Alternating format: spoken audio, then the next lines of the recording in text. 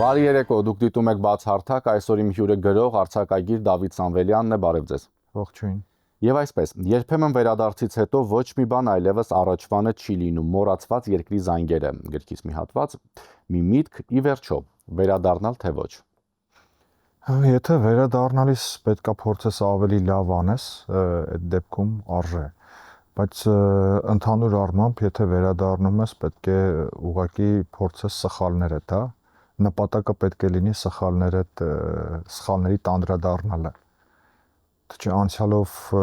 միայն ապրելը անիմաստ է լինում։ Բայց երբեմն,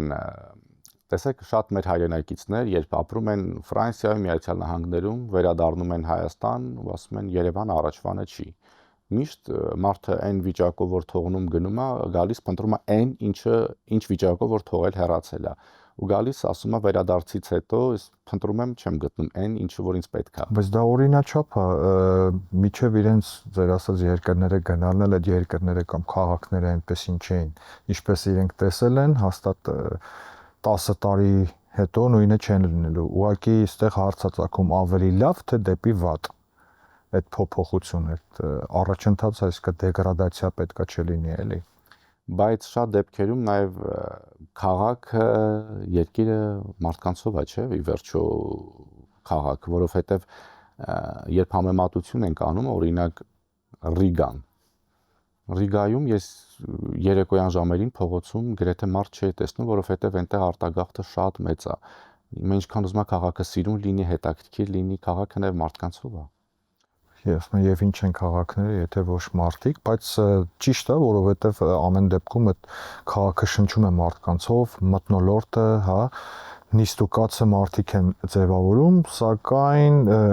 այնպիսի քաղաքներ, ինչպիսին Երևանն է դարձել, շատ դժվար է ինչ-որ բան գտնելը, որովհետև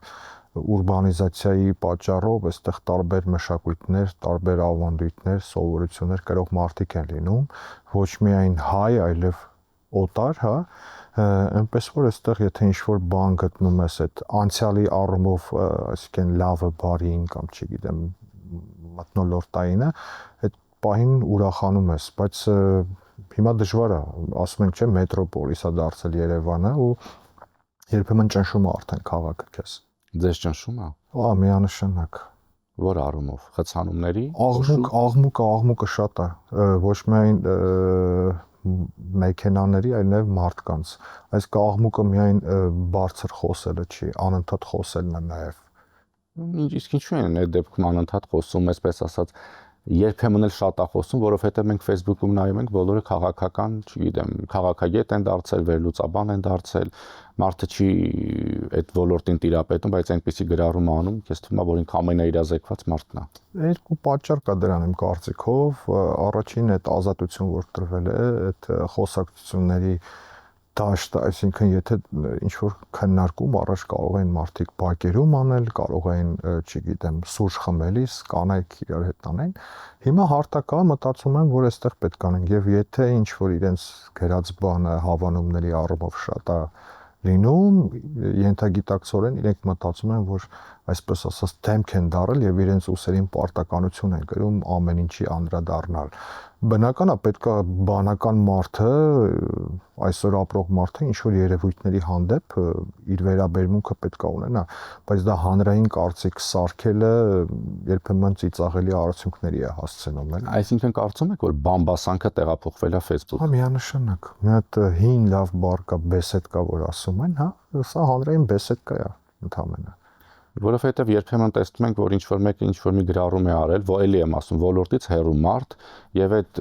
գրառումը, այսպես ասած, տարածում են տարբեր լրատվամիջոցներ։ Վատը դեռ այն չի, որ իրենք գրում են, վատն է, որ երբ որ ինչ-որ մեկը չի գրում, երկու բան են մտածում, որ ինքը շատ սխալ է անում, որ չի գրում,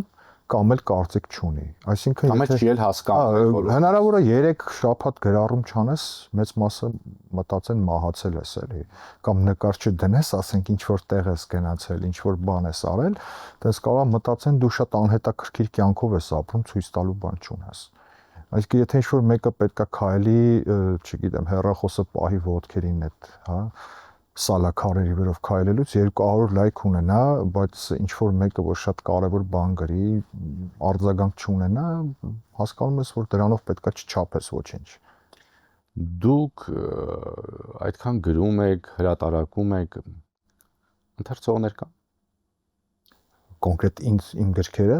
Ընդհանրապես ձեր երիտասարդ գրողներինը, ես ուզում եմ շատ այսպես տեսեք, նոյեմբերի 17-ը ուսանողների միջազգային օրն է։ Այ հետաքրքիր է, այսօր մեր ուսանողները ճանաչում են մեր ժամանակների գրողներին։ Երևի թե ավելի շատ հենց իրենք են ճանաչում, այսպես ասեմ, որովհետև ընթերցող, առհասարակ ակտիվ ընթերցող կամ գրականությամբ հետաքրքրվողների տարիքը հենց 17-18-ից մինչև մաքսիմումը 30 տարեկան է։ Իսկ հետևում են ինչ է կատարվում կամ գոնե ամսվա մեջ մի գիրք կարդացող ազատ ընթերցանության մասին է խոսք, էլի, մարդկա մասնագիտական գրականություն է կարդում, մարդկա դպրոցում հանձնարարված գրականություն է կարդում, ասում են կարդացող են, չէ, ազատ, որպես հետաքրքիր զբաղմունք, որը նաև կարող է նպաստել մարդու ինքնազարգացմանը, այդ տարիքային է հենց ուսանողներից է սկսում, կարելի ասել։ Իսկ կա այսպես ասած մոնիթորինգ, երբ ձեր գրքերի շնորհանդեսներն են լինում, որ ավելի շատ հենց ուսանողներ են լինում, երիտասարդներ են լինում եւ այդ գրքերի սպառողները, այդ տպաքանակները, որ ամբողջությամբ սպառվում են, հիմնականում հենց դրանք երիտասարդներն են սպառողն են։ Եթե հարցը ինձ տայք ենթադրենք մի 4 տարի առաջ, ապա միանշանակ կասեի այո, բայց հիմա այնպես է, որ ի բարեբախտություն ինձ ընթերցողներ կան, որոնց ես ճանաչում եմ այն ժամանակվանից, երբ նրանք ուսանող էին, արդեն չգիտեմ, աշխատում են, ընտանիք են կազմել եւ այլն, այսինքն դա էլ է ամենակարևոր բաներից մեկն է, որ դու կարողանաս այնպես անել, որ ընթերցողը սպասի քո գրքին կամ նոր ստեղծագործությանը։ Այսինքն տարիքայինով առաջ են գնում, բայց նաեւ դու ոնց որ քո հետ համընթաց քայլում են։ Ես ձեր խոսքում լավատեսություն եմ նկատում, այսինքն մենք ունենք, այսպես ասած, ընթերցանությամբ հետաքրքրվողների աճ, կարդացողներ ավելի շատացել են վերջին տարիներին։ Մի քիչ հարաբերական ասել շատացել են թե չէ, ավելի պոպուլյար է դառել գրականության մասին խոսելը։ Այսինքն մարդիկ շատ գնում են գրքերը, հա, տարբեր միջոցառումների ժամանակ, զեղչերի ժամանակ կամ առհասարակ մարդիկ իրար գրքեր են նվիրում, բայց թե այդքան գրքերից քանիսն է կարդացում, դա ուրիշ հարց է։ Եվ երկրորդը շատ ամենակարևորը, եթե համեմատում ենք այն մարդկանց, որոնք ենթադրենք սրանից 10 տարի առաջ կարդում էին կարևոր գրականություն, այսպես ասած լավ գրականություն, հա, եւ այդ գրականությունը ժամանակին ռուսերեն էր մեծամասամբ գրախանութներում հայերեն թարգմանությամբ ուղղակի չկային շատ գրողներ։ Հիմա այդ մարդիկ կարդացել են, իրենց этаպը անցել են, հիմա արդեն այդ տարիքայինը որ նայում ես, փոխարինվել են մարդկանցով, ովքեր հայերեն են կարդում եւ այդ գրականությունը, չեմ ասում ամբողջովին, բայց շատ կարեւոր թարգմանություններ արվել են եւ հիմա արդեն հայերեն հասու է։ Իսկ եթե հաշվենք առնում նաեւ որ նոր սերունդը այդքան լավ ամեն դեպքում ռուսերեն ինչի տիրապետում, նրանց օգուտ է թարգմանությունների ասենց բումը, կարելի ասել, եւ նաեւ այդ ընթերցողներն են մոտիվացնում, որ շատ թարգմանություններ կատարվեն։ Այսինքն, ինչպես ժամանակին երիտասարդությունը կամ չեմ ուզում ասել ամբողջ հասարակությունը, բայց գոնե երիտասարդությունը ինչպես ժամանակին ճանաչել է Սիլվա Կապուտիկյան, Համո Սահյան, հիմա էլ կարծում եք, որ մեր երիտասարդները մեր ժամանակների գրողներին ճանաչում են։ Գոնե 1-2-ին, բայց տարօրինակ դեպքեր են լինում։ Օրինակ ես անուն չտալով ասեմ, վերջերս մի քաղաք էի գնացել աշակերտների հետ հանդիպման, եւ այնտեղ իրենց քաղաքի հայտնի գրողներին չգիտեին, բայց Երևանում իրենց շատ ավելի լավ գիտեն։ Այսինքն կապ չունի, ուղղակի եթե հետաքրքրվում ես կիմանաս, եթե հետևում ես կիմանաս։ Իսկ ընդհանրապես գրականության ոլորտում ազատությունը։ Տեսեք, մենք ձեզ հետ վերջին անգամ հանդիպել ենք երևի թե այն ժամանակ, երբ ռուս-ուկրաինական պատերազմը դեռ նոր էր սկսել, եւ այդ ժամանակ մենք քննարկեցինք մի հարց, մեր մոտավորապես այսպես, որ ռուս գրողների ստեղծագործությունները, այն գրողների, որոնք քննադատում են պատերազմը, ռուս-ուկրաինական պատերազմը, նրանց ստեղծագործությունները արգելվել են Ռուսաստանում, գրքերի վաճառքը դադարեցվել է, ստեղծագործական ազատությանը կամ ընդհանրապես արվեստ քաղաքականություն այդ հարաբերությանը ոնց է վերաբերում։ Միանշանակ մի բան կա, որ արվեստը իրենից ենթադրում է ազատություն, եթե դու արվեստը, մշակույթը, արվեստագետին փորձես կաղապարների մեջ դնել, ապա զարգացում չի լինի։ Որ մշակույթի կամ արվեստի պատմությունը նայում ես, միշտ փոխարինելու են, չէ՞ գալիս իրեր, չգիտեմ, մոդեռնիզմ է գալիս, տարբեր նկարչության մեջ կլասիկայից անցում միջև, չգիտեմ, կուբիզմ ենթադրենք, սյուրռեալիզմ եւ այլն, այսինքն եթե բայց նաեւ այդ ճնշման դեպքում է պորտկումը լինում։ Իհարկե լավ չի, այսինքն արվեստագետին պետք է չթելադրեն ինքը ինչ անի։ Թեպետ միշտ լինում են պատմության մեջ դեպքեր, ենթադրենք մեր պատմիչները, որ գրել են, չէ, ինչ որ հովանավորներ են ունեցել կամ վերածննդի շրջանում անգամ հովանավորել են, չգիտեմ, դոժերը եւ այլն Ֆլորենցիայի, Վենետիկի եւ ստեղծվել են շատ հրաշալի,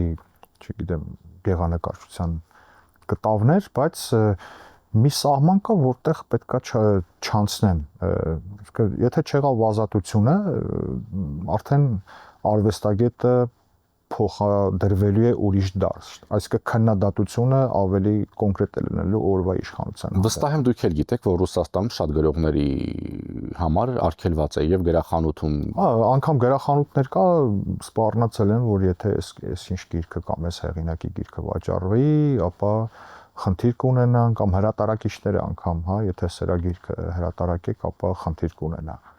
Դե լծակները ունեն, մի բան հաստատ կգտնեն, չգիտեմ։ Ինչու է դա պայմանավորված։ Ազատ խոսքը, քննադատությունը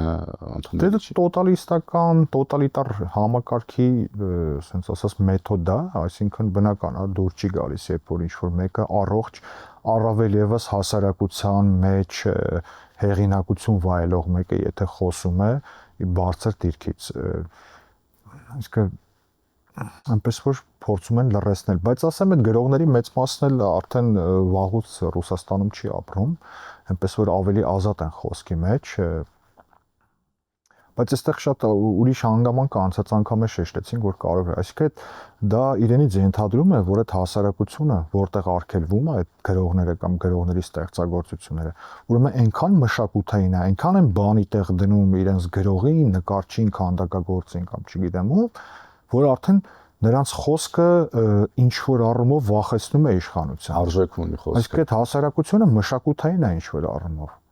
Այս դեպքում տեսեք, ասացիք, որ այդ գրողների մեծ մասը Ռուսաստանում չի էլ ապրում, բայց Ռուսաստանում ապրող գրողը կարծում եմ, թե այդքան էլ համարձակություն չեր ունենա ապրել Ռուսաստանում եւ քննադատել, ստեղծագործել, հրատարակել իր ստեղծագործությունը։ Կարող է նույնը երգիչների ասպարեզում կարող է լինի, շատերը փախնում են, շատերը տեղափոխվում են, հետո նոր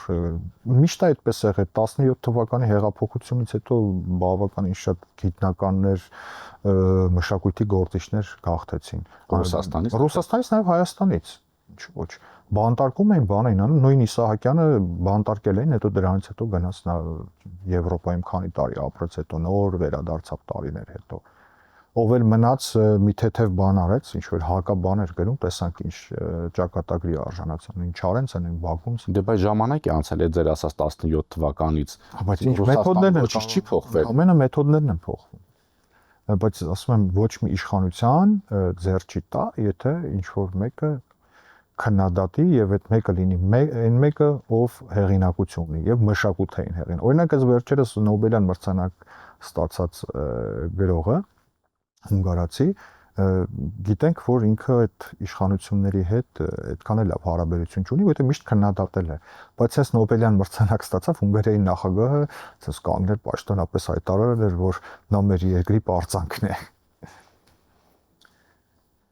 Ահա, այսպեսի եւս մի հարց։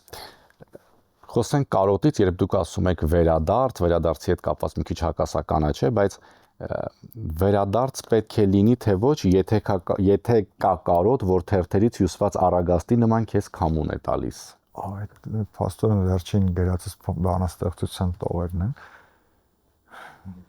Ամեն դեպքում պետք է առաջ գնալ։ Եթե ներկան ցավը պատճառում պետք է փորձես այդ ցավից ձերբազատվես։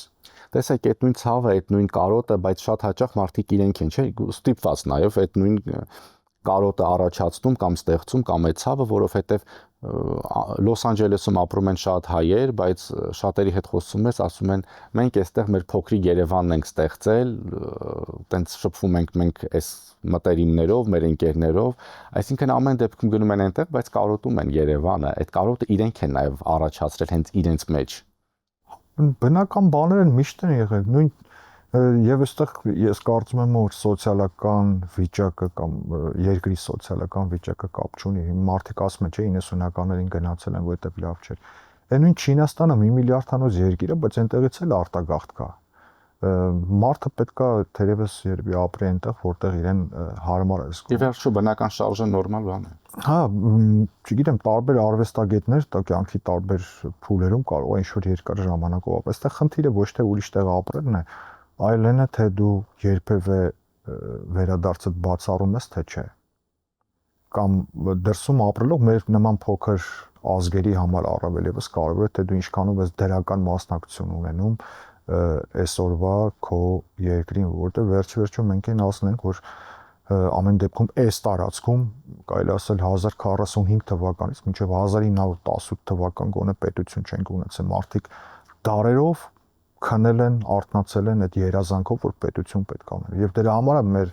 աչքին այդպես տարօրինակ թվում, ոնց մենք վերջիվերջո անկախ պետություն ունենք, այստեղից էլ են մարդիկ գաղթում։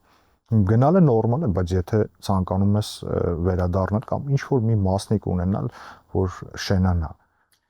Դուք ասացիք Երևանում աղմուկը շատ է, բայց այսպեսի մի բան է գրել. այս քաղաքում սրբերը, ստերն ու սրտերը խառնվել են իրար, այստեղ ապրելու համար պիտի կամ խենթ լինես կամ սրիկա։ Այստեղ ազնիվները չեն ապրում, գոյատևում են։ Ահա միշտ էլ այդպես է եղել։ Ինչու։ Ով ազնիվ մարդ, ով ազնիվ խոսքը լսում։ Չես կարող, որովհետև բարքերը փոխված են։ Արդեն շատ դժվար է տարբերակել ով է,